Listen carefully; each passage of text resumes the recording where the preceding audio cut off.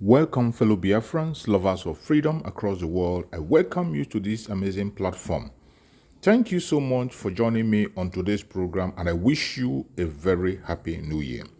Finally, we are now in the year 2025. And as we proceed in the year 2025, we must not forget that we have a lot of responsibilities. Our responsibility in this platform is to give you information and make sure that you have an update on what is going on in Biafra land, more especially things that has to do with the restoration of independent state of Biafra. Today, I am going to share with you a very important video. Please pay attention to this video. In all the information that we see here, you are going to see that they have started again a new deceit to distract us from the restoration of independent state of Biafra. We must not be distracted. It is either Biafra or nothing. Mazi Nnamdi Kanu said it to us, and he has not changed his mind. If anybody tries to insinuate that Mazi Nnamdi Kanu have changed, that is a lie. Watch this video from beginning to the end. You will understand that the enemies will never give up. And those of us who are focusing on the restoration of Biafra, we must not give up. Do not get distracted, regardless what you hear or what you see. Always remember that it is Biafran first.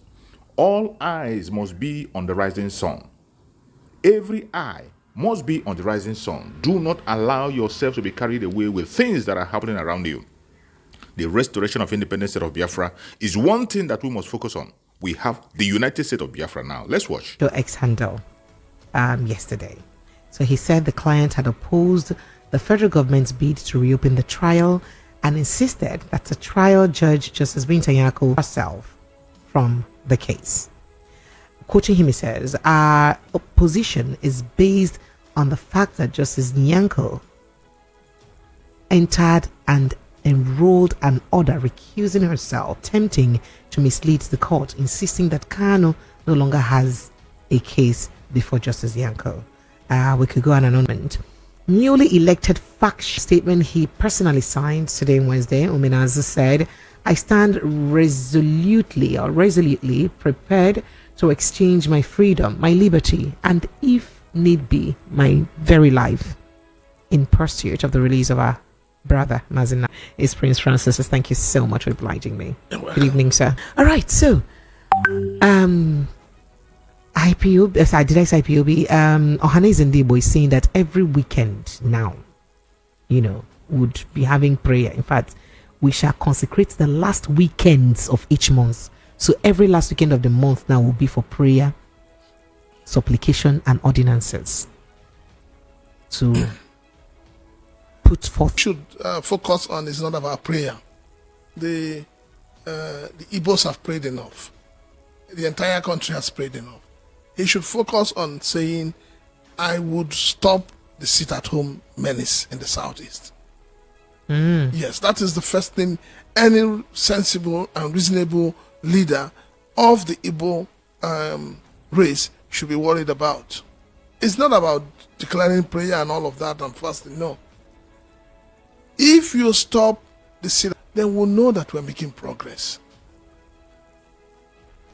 Because the sit at home that is being declared in Southeast is killing the Igbo people. It's killing them gradually. It's killing their economic livelihood. So for me, I would say that let him forget all these prayer and supplications. But prayer is the key. Let sir. him forget the prayer and supplications Eh. and face the reality. What is playing out in Southeast is not something prayer will resolve right now. It's what political will, the will of those in government, and the will of those who are leading the people. Are you saying We need to end this menace, this madness in the Southeast called sit at home. We need to end it. We need to know who these so-called unknown gunmen that are causing havoc, killings, and kidnapping in the Southeast. We need to restore the peace, not the peace of the grave, so to say, but we need to restore proper peace in the Southeast. When these steps are taken, you can be rest assured that then we can be talking about Nnamdi Kanu. For me, I believe that this government should use the carrot and stick approach in dealing with the issue of Nnamdi Kanu. I believe that it is high time that this government should listen to voice of wisdom and reasoning, and to say, if this government is ready to end the insecurity in the Southeast, why don't they take a bait by releasing Nnamdi? And then let us see what happens. Because since those who are declaring sit at home, since those who are imposing sit at home say that they are doing it because of Nnamdi Kanu, why don't they set Nnamdi Kanu free? And then we know whether truly it is because of Nnamdi Kanu, or is it that some charlatans and some rogues are taking advantage of the fact that Nnamdi Kanu is incarcerated to cause mayhem in the Southeast. Okay, so but I was going to ask talking about Nnamdi Kanu insisting that he does not want Njoku. Is it not? Yeah, justice. Yes. There are three issues that will make somebody say, I don't want a particular judge. And one of them is bias or prejudice. And as it is right now, I believe that Nnamdi Kanu and his lawyers have come to that conclusion that the judge is biased. And that there is nothing the judge will do that would grant them peace and grant them justice. So I think that is one of the reasons why he's resisting and says, look, I don't want this woman. This woman is already biased. Her previous judgments, her previous ways of handling this case has shown that she is biased. And as a judge, she's not meant to be biased. So that is very, very important for us to know. The judge is biased. He also feels that there's a conflict of interest. It's either he feels that the judge is taking instruction from somebody else other than herself. These are grounds for which a judge or somebody on trial can ask a judge to leave or withdraw from the case. And then thirdly, he is looking at the fact that, is this judge partial or impartial? They believe that the judge is impartial. And they believe that they can never get what they want from her. And I remember, I think it's the last year or so, the judge actually, reclused herself from the case. Yeah. So why is it that the government and the of Hannes Ndibo has been thrown into uncertainty following an order of Hannes Ndibo has been thrown into uncertainty following an order by an Enugu High Court directing all parties involved to maintain the status quo until a ruling is made. Now, the Pan Igbo Sociocultural Organization had scheduled fresh elections for its executive positions, with Rivers State proposed to produce the next President General. In fact, there was even a case of Mike Okiro, I think that's the one that's been trending, where the court has said exactly that they cannot. That is why this is factional. So I was trying to. No, the court has come to rule that not. That is why this is factional. So I was trying to. No, the court has come to rule that he cannot contest. Okay. Why? I don't know, but I know that there's a court order stopping him from contesting. Okay. So and then there's an argument whether he's from Rivers or not. Some people feel confirmed that Nigeria's telecommunications tariff will soon increase. That is, all your network providers, all of them, the yellow, the red, the two greens, say all of them, they go soon increase the amount so you buy recharge cards and your data. This is simplifying it. He, however, assured Nigerians that it will not be the 100% that telecom operators are pushing for at the moment. You recall that the MTN CEO was saying that it should be increased to 100% because it's been very difficult for them to work or operate. Right? Okay.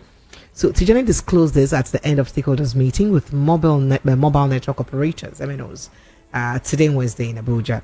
He said that very soon the Nigerian Communications Commission insists approve the new tariffs and make it public to Nigerians. So if you wake up tomorrow now, realize say credit where you did buy 100 naira before don't become 1,000. Sorry, don't become 150 or 180,000 because Organo give us specific increment rate or percentage. Just make you know, say this news on the out there. But then he says that, but it will, okay, yeah. So he says we want, he said it will not be up to 100% that the NCC, but it will, but we are all looking at that, at that study, and NCC will come up with a clear directive on how we will go about it. We want to strike the balance as a government to protect our people, but also protect and ensure that these companies can continue to invest significantly. You recall that the telecommunications industry makes for a great percentage of the nation's GDP currently. We need to ensure, a good percentage, yeah? So we need to ensure that as a sector, he said, we get our acts together and ensure that from the regulation side, we put the right regulations in place that can ensure the growth of this sector. The minister also noted that the federal government would no longer leave investment in infrastructure in the sector of private companies alone. As a country, he says, over time, we have left this investment in the hands of private sector. They typically invest where they can see returns in the short to medium term. If now where you go invest? That's what some people would ask. We will not want this conversation to just be about tariff increase. I think what the world is talking about today is meaningful connectivity. You want to have access to very good quality service. And that just brings me to a lot of questions. But I hope I can ask Mr. Tijani that question. As part of it, that the consumers may not be aware of is the investment that needs to go into the infrastructure that is used to deliver these services. That this government would do every and other thing to tax the Nigerian people. So you think that this tariff increment is also taxing? What is it? Have we not suffered enough? But these are private businesses. And when you say private business, regulated by who? Yes. The government knows what to do to ensure that these people do not pass the burden on the Nigerian people. You still increase your rate. Meanwhile, you cannot make call the way you want. You cannot even use the data. Nigeria is the only country where there is no pay-per-view. Whether NEPA gives you light or not, you will pay and DSTV will collect their money. And government is doing nothing about it. Percent. Because in Nigeria, operators know how to do things underground. Because nobody will question them. Is it not too early in the year for a minister, knowing what Nigerians are presently going through, knowing what Nigerians are facing right now, is it not too early to begin to talk about increment on phone calls and data? So where is the relief for Nigerians? What is the plan of this government for the ordinary Nigerians? We're still on 70,000 naira minimum wage. Don't forget. Is it about minimum wage? How many people are captured in the national minimum wage? That's what. No, we're still on it. Whether many people are captured or not, but a lot of organizations, private and government, everybody's now relying on minimum wage. Everybody is looking at it. The cost of living in this country has not reduced, but people are being taxed and taxed on a daily basis. Do you know how much the banks take from every transaction you make? So why won't the banks be declaring humongous interest? Because there is no proper regulation. Your minister is talking about infrastructure. Why don't you build the infrastructure first? Make that infrastructure available before you begin to talk of increase. No, you will not. And that was why Mr. President told you on the 29th of May 2023, subsidy is gone without any blueprint. Without nothing to be able to alleviate the suffering Nigerians are going through. Nigerians are going through hell. Schools have resumed since Monday. Go to most of the schools, you see a lot of children haven't come back to school because their parents don't have money to pay. And rather than the government to find a way to alleviate all these pains, the government is still going ahead. After the telecoms have finished their own, we'll look for another industry that will come up. Maybe those doing pure water. Maybe after the people doing pure water. Bread is out of the reach of the ordinary Nigerian. You know that. Chilaka, do you blame the telecom operators, understanding that this is a private business and any business owner is in to make profit? Recall when the MTN CEO is saying that, he said that, they've been struggling to run business all along because, they've been understanding. It's been very hard. You know that within this same period, cost of electricity has tripled in the country, in fact 30%. And they use electricity for their services. They have not increased their services within that period. They have not. Precious. They have not increased the rate of their services, but have they increased in the quality of the service they render to Nigerians? Don't you think they go hand in gloves? You want Nigerians to pay more, meanwhile the service is zero. It's poor right now. Every Nigerian is on social media to burn away, to ease the pressure and the stress caused by the inhuman policies of this government. Inhuman. So why is it that government cannot think out of the box to say, okay, companies like this, let us give them some, benchmark. Let us give them some, let us create a situation where if they're supposed to pay 300 naira per kilowatt or whatever it is, let them pay 200 naira. Why is government not doing that? Since your Minister for Power created all this band A, band B, bandwagon and all of that, what has happened in this country? What has improved? Why must the Nigerian people always be the ones to pay for the affluent lifestyle of the political